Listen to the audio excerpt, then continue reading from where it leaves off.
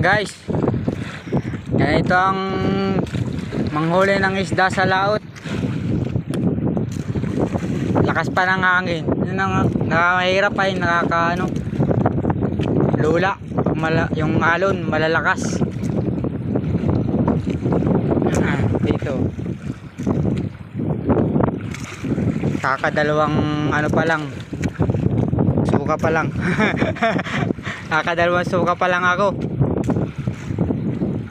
Mabuti dito, sanay-sanay ka na. Ano, hindi ka nasusuka. Oo. Oh.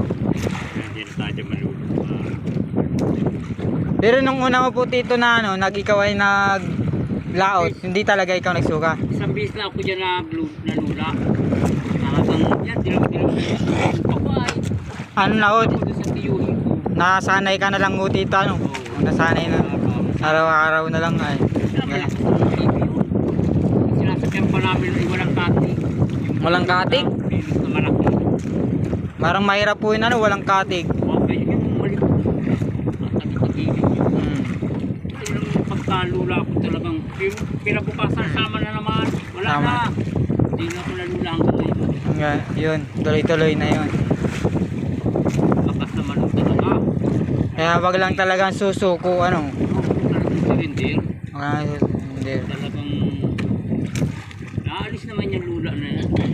Si Elmar, si Erson lang ay nadadala. Nadadala ako, ano, nadadala. Wala naman yan. Hindi naman yung kadala. Ako naman tito, ano, hindi naman ako nalulula, nahihilo, pero yung nasusuka ako, yun, nagsuka ako yun. Nakadalawang beses na akong suka.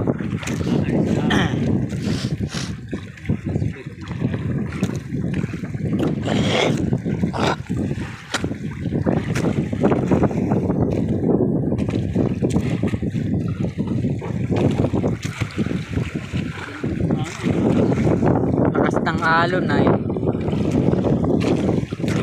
Hangin. Hangin. Yan. Yung hangin nakakapagpano dyan ay hangin. Nakakapagpalakas ng hangin. Yung kain ay balaw. Kalamang. Yan baga po dito yung ginagawang bagoong ano. Bagoong.